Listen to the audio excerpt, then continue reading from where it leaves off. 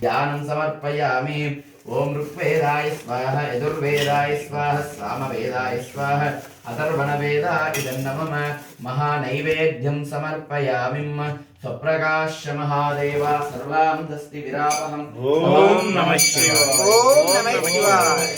ओम नमः शिवाय। ओम नमः शिवाय। भ्यो यन्नमः।